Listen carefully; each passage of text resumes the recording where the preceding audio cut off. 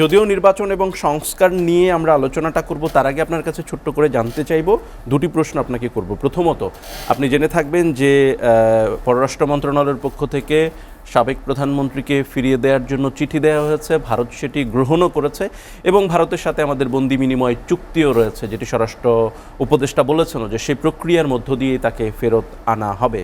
কিন্তু বন্দি বিনিময় চুক্তির বিভিন্ন রকমের আইন কানুন আছে, সব কিছুর ঊর্ধ্বে গিয়ে এই শেখ হাসিনাকে ফিরিয়ে আনা সম্ভব কিনা, আপনি একজন রাজনৈতিক নেতা হিসেবে, সাবেক সংসদ সদস্য হিসেবে এটাকে কীভাবে মূল্যায়ন করেন, এটি আপনার কাছ থেকে প্রথমে। দ্বিতীয়ত, মূলত যেটি প্রশ্ন সেটি হচ্ছে যে মানুষ সংস্কার বোঝে না, তারা বোঝে ভোট। মির্জা ফখরুল ইসলাম আলমগীর বলেছে বিএনপিকে আসলে সংস্কার চায় না, এরকম একটা ন্যারেটিভও এখন ঘুরে বেড়াচ্ছে যে বিএনপি আসলে সংস্কার চায় না। দুটি প্রশ্নের উত্তরই একসাথে আপনার কাছ থেকে চাইব। ধন্যবাদ আপনাকে। যারা শুনছেন আমার শুভেচ্ছা অভিনন্দন, আমার সহ আলোচক বৃন্দকে শুভেচ্ছা।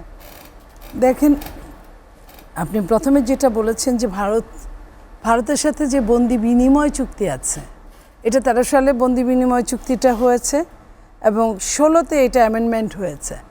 তো এই যে বন্দি বিনিময় চুক্তির আগে যে ভারতের সঙ্গে আমাদের যে সম্পর্ক হওয়া উচিত বা আছে, বা ভারত যেটা বলে বা আমাদের অনেকেই বলে যে আমাদের সঙ্গে বন্ধুত্বমূলক আচরণ, আমাদের স্বাধীনতা যুদ্ধে তারা সহযোগিতা করেছে, যদি তাই করে থাকে তাহলে বাংলাদেশের পলায়নরত প্রধানমন্ত্রীকে ভারত ঠাঁই তো দেওয়ার কথা না। কিভাবে ঠাঁই দিতে পারে যদি দেশ টু দেশ সম্পর্ক ভালো হয়?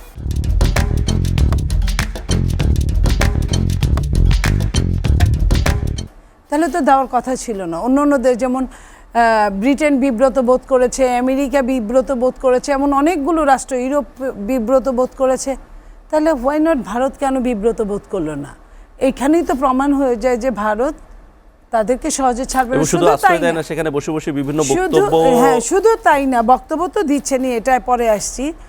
ভারতের এটা নিয়ে প্রত্যেকটা স্টেটের যারা স্টেটের প্রধান এবং ভারতের বিভিন্ন রাজনৈতিক দল, তারা কিন্তু একটা জাতীয় ঐক্যের ডাক দিয়েছে বাংলাদেশের পতিত সরকারকে নিয়ে।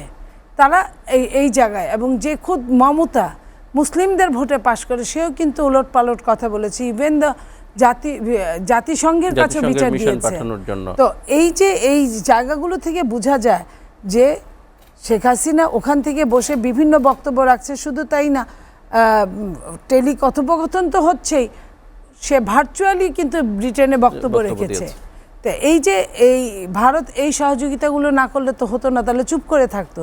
ভারত তো সেটা চাচ্ছে না। শুধু তাই না, ওখানে শেখ হাসিনা থাকার পরে এবং এই ঘটনাগুলো 5ই আগস্টের পরে ভারত যেভাবে হিন্দু মুসলিম দাঙ্গা বাঁধানোর জন্য যে পায়ে পা দিয়ে ঝগড়া করার চেষ্টা করছে সেটা, এবং আমাদের কাছে অনেক, আপনি জানেন যে আমরা বড় রপ্তানির দেশ হচ্ছে, আমদানির দেশ হচ্ছে ভারত, সেইখানে আমাদের তারা রপ্তানি বন্ধ করে দিয়েছে। তারা প্রত্যেকটা ব্যাপারে আমাদের সাথে কিন্তু তাদের হয়ে, একটা দলের হয়ে, একটা ব্যক্তির হয়ে, একটা দেশের সঙ্গে তারা পায়ে পা দিয়ে যুদ্ধ করছে, ঝগড়া করছে। তো এখান থেকে বোঝা যায় যে আপনার ভারত এই বন্দি বিনিময়ে এর জায়গায় ওই যে ক্লজগুলো আছে সেগুলোকে সামনে এনে দাঁড় করাবে যে আমরা যে পাঠাবো তার নিরাপত্তা কোথায়, ইত্যাদি ইত্যাদি বিভিন্ন কথা বলবে, সেটা জানাই আছে। আর যদি পাঠানোর ইচ্ছাই থাকতো তাহলে বলতো যে হ্যাঁ তোমরা একটু দেখো, তোমরা যেন এর শারীরিক কোনো সমস্যা না হয়, মানসিক যাতে কোনো সমস্যা না, জেল কোড অনুযায়ী এবং শাস্তির কোড অনুযায়ী যা হওয়ার সেটুকু যেন হয়, আর বাইরে যেন না হয়, সেটাই তারা যাবে বলে আমাদের মনে হয় না, আমরা এটা মনে করি না। তাহলে এই যে পদক্ষেপটি নেওয়া হলো পররাষ্ট্র মন্ত্রণালয়ের, এটি কি আসলে বাস্তবসম্মত পদক্ষেপ নাকি এটি শুধুমাত্রই একটি লোক দেখানো? এটা আসলে দেশ টু দেশ যেভাবে কথা বলে তারা চিঠিটাকে অ্যাকসেপ্ট করেছে, এতেই আমরা প্রাইমারি পররাষ্ট্র নীতিতে আমরা খুশি, এই কারণে যে চিঠিটা অ্যাকসেপ্ট করেছে, গ্রহণ করেছে। সারা বিশ্বের কাছে এটা বলা যাবে যে তারা চিঠি গ্রহণ করেছে, তারপরেও তারা আমাদের কাজটা তড়িৎ করছে না বা আমাদের কাজটা করতে চাচ্ছে না, এটা বলা যাবে। সো এইখানে আমরা আশা করব ভারত আরও পরিষ্কার, মানে সহনশীল হোক, রাষ্ট্র টু রাষ্ট্রের প্রতি সহনশীল হোক, বন্ধুত্বমূলক আচরণ করুক, বন্ধু হয়ে থাকুক, যেভাবে সারা বিশ্বের কূটনীতিগুলো চলে ভারতের সঙ্গে বাংলাদেশের ওই ধরনের কূটনীতি চলুক, আমাদের বর্ডার কিলিং বন্ধ হোক, আমাদের আমদানি রপ্তানিটা নর্মালি থাকুক, আমাদের সাথে তাদের যে সম্পর্ক, এখানে প্রোপাগান্ডার যেন কোনো ঠাঁই না হয়। এই যে অপরাজনীতি, আপনার ধার্মিক কথাগুলো, এগুলোর যেন ঠাঁই না পায়। চিন্ময়কে নিয়ে যা কাহিনীগুলো হলো, এখান থেকেই তো বোঝা যায় যে ভারত আমাদের জন্য কতটা সহনশীল হবে বা কতটুকু আমাদের জন্য আপনার কূটনৈতিক সাম্যতার ভিত্তিতে সম্পর্ক রাখবে। নীলুফার আপা, আপনাকে একটু প্রশ্ন করতে ইচ্ছেই করছে আমার, আসলে যদিও সময় নেই, আরেকটি প্রশ্ন আপনার জন্য আছে। সেটি প্রশ্ন করেছেন, ভারত কি আসলে 53 বছরে কখনো বাংলাদেশের বন্ধু ছিল? কখনোই ছিল না। তারা বিশেষ একটা শ্রেণীর বিশেষ একটা দলের বন্ধু ছিল। তারা তাদেরকে কৃতদাসের মতো নিয়োগ করেছে। এটা একটা চাকরির মতো হয়েছে। এই 15.5 বছর যা হয়েছে এটা চাকরির মতো, এবং এটার জন্য তারা অনেক সুবিধা, বলা এবং না বলা সুবিধা নিয়েছে। আপনার ট্রানজিট সুবিধা নিয়েছে, আপনার চাকরির সুবিধা নিয়েছে, আপনার ব্যবসার গার্মেন্টস ব্যবসাগুলোর সুবিধা নিয়েছে।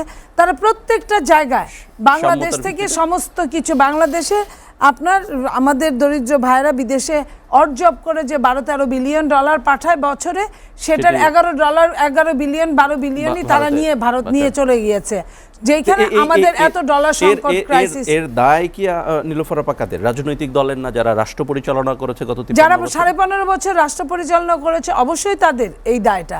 তারা শুধু এদেরকেই দেয় নাই, পাশাপাশি আবার বিদেশেও টাকা পাচার করেছে। তার আগেও যদি নীলুফার আপা বলতে চাই যে যারাই এই 53 বছরের রাষ্ট্র পরিচালনা করেছে, ভারতের সাথে সাম্যতাটা প্রতিষ্ঠা করতে পারেনি।